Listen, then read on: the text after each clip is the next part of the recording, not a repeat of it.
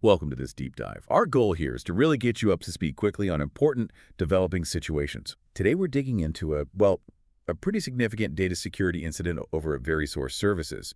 They're in the employee benefits and HR outsourcing space. And what started as maybe a concerning issue has really ballooned since it was first spotted. We want to unpack that. And this deep dive is brought to you by Stonefly. They're leaders in enterprise storage, backup and disaster recovery, AI storage, and cloud solutions. So if you're looking for secure, ransomware-proof storage, Stonefly offers air-gapped and immutable storage. Just contact sales at stonefly.com to set up a demo. Okay, so let's jump right into this VeriSource event. It looks like it kicked off around February 28th. Last year, 2024, they noticed some odd activity on their network, and that led to system access problems. Yeah, that seems to be the starting point. Around the 28th, unusual activity, systems become inaccessible. Their first move apparently was immediate action to secure the network, trying to lock things down.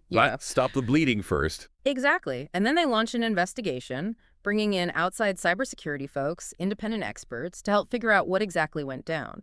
And that initial look suggested the unauthorized access might have started a day earlier, maybe around February 27th, 2024. And I seem to recall the initial numbers bandied about were, well, much smaller, weren't they? Oh, definitely. That's one of the most striking parts of the story. The first report, around May 4th, 2024, mentioned something like 1,382 people affected. Okay, still bad, but manageable maybe. Right. But then, fast forward to just this past Friday, a new report filed referencing data up to April 25th of this year, 2025. And the number jumps to around 4 million individuals. 4 million. Wow. That's a massive leap. It's huge. Yeah. It really shows how long these investigations can take, right? Over a full year to really grasp the scale of it. Absolutely. And think about this. They sent out initial notifications, first to about 55,000 people back in May 2024, then another batch, maybe 112,000, in September 2024. So even those early notifications were way, way off the final mark. Exactly. It highlights the difficulty, especially for a company like VeriSource that handles data for other companies. It gets complicated fast. So what happened in that year? Why such a massive jump?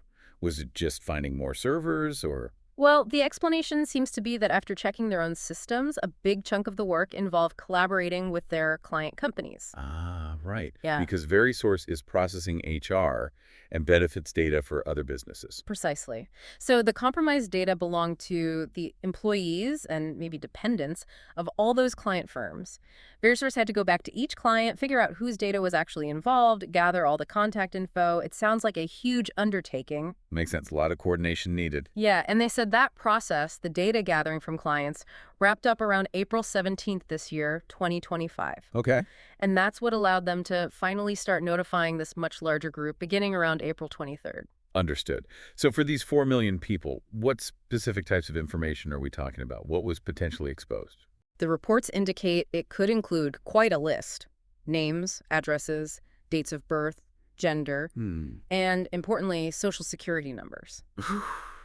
Yeah. Now, they do emphasize, it wasn't necessarily all those pieces of data for every single person. It likely varied. Sure, but still, that combination name, address, DOB, SSN, that's basically the toolkit for identity theft, isn't it? Absolutely. That's the gold standard for criminals looking to commit fraud.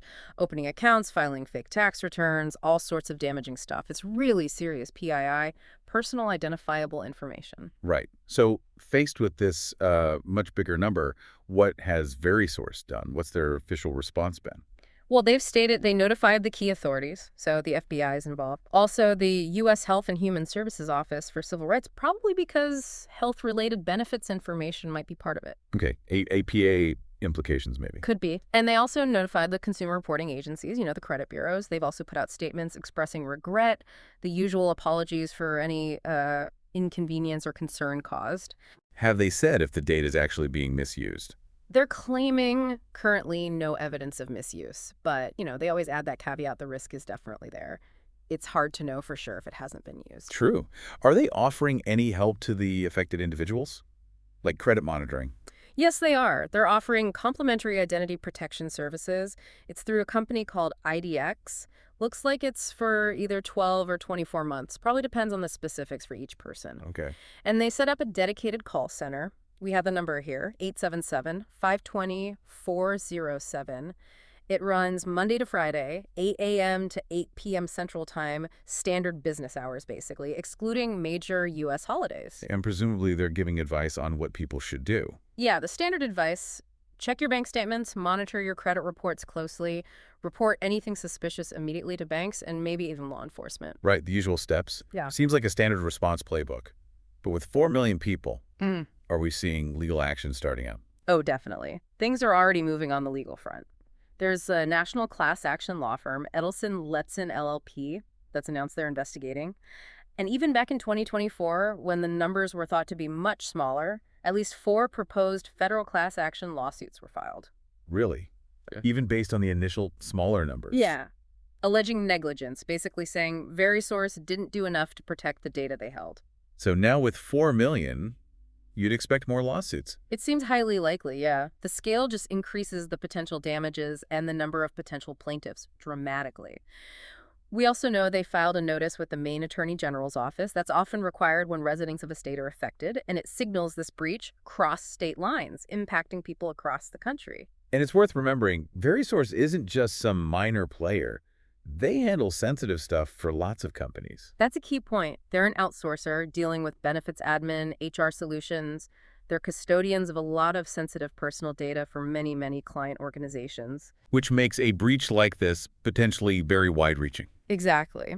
And maybe adding to the concern, there have been reports mentioning other data security incidents involving VeriSource just within the last year or so.